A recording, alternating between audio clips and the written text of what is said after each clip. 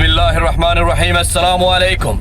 एक इब्लिस की बच्ची जो सोशल मीडिया पर तेजी से वायरल हो रहा है, उसके लिए मोहम्मद शाहिद सिर्फ दो बात कहेगा और फिर सिस्टम का ऊपर सवाल खड़ा करेगा। इससे पहले उस इब्लिस की बच्ची का दो बात सुन लीजिए आप। आज से जहाँ जहाँ कठमुल्लों को देखना, वहाँ वहाँ कैंची दिखाना, कहना थोड़ा हुआ है, पूरा कर देंगे। हर गली, हर चौराहे पर सुअर गोश्त का दुकान खोलना स्टार्ट करो।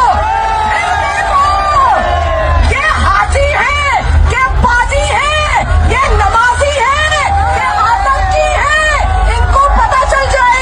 मेरे दोस्तों, आप लोगों ने सुना होगा और पूरा सुनाने की जरूरत नहीं है।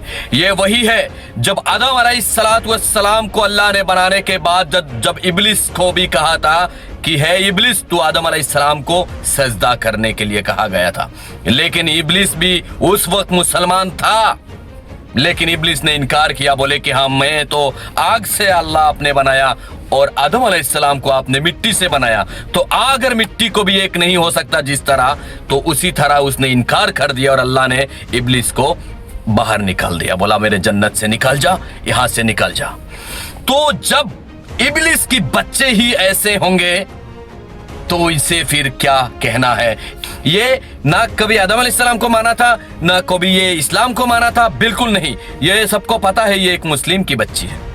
लेकिन इसे हम कहना चाहेंगे कि आदम अलैहिस्सलाम मिट्टी से बना गया और हम उसी मिट्टी की है, और तुम जो हिंदुस्तान की सरजमीन पर जिस धरती पर मुसलमानों को काटने और काट मूलने की, नफरत की, भेदभाव करवाने की कोशिश कर रहे हो, ये कभी काते हो नहीं सकता और कभी होएगा भी नहीं। वो इसलिए कि 1947 में उसी देश की उसी मिट्टी पर दफन हुए जो 61,350 जो मुस्लिम जिस देश के लिए शहीद हुए थे, उस देश की उन मुस्लिमों को तुम डरवाने की कोशिश कर रहे हो। ये ना कभी डरे थे, ना कभी डरे हैं। ये वो कौम है, ये वो मुसलमान है जो सिर्फ और सिर्फ सब्र करने वाले हैं, सिर्फ और सिर्फ सब्र करने वाले हैं। तमाम हिंदुस्तान के मुसलमानों को मैं ये कभी नहीं कहता कि उसकी अगेंस्ट में एक्शन लो, उसकी अगेंस्ट पर सवाल खड़ा करो, प्रदर्शन करो, बिल्कुल नहीं चाहिए। सिर्फ सब्र कीजिए, उसकी अंत की इंतजार कीजिए किस तरह होगा।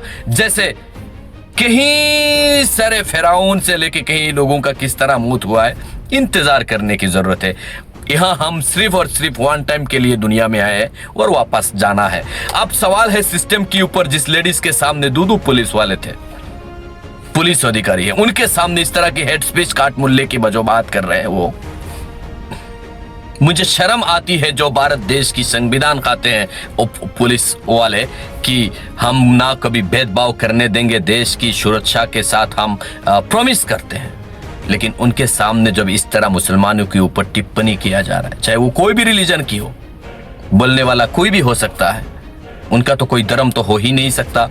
कोई धार्मिक किताब पढ़ने वाला, मानने वाला कोई दूसरे धर्म रिलीजन के लोगों को इस तरह की बात कर ही नहीं सकता। लेकिन सवाल यह है सिस्टम के ऊपर कि वो पुलिस वाला जो संविधान की कसम खाए, देश की सुरक्षा की कसम खाए, नफरत और भेदभाव से दूर रहकर उनका सुरक्षा करेंगे, उनको अब ऐसा लगने लगा है कि जो हिंदू और मुस्लिमों को बंटवारा करने की बात जो करती है, उसका ही साथ देने में दिखाई दे रहा है।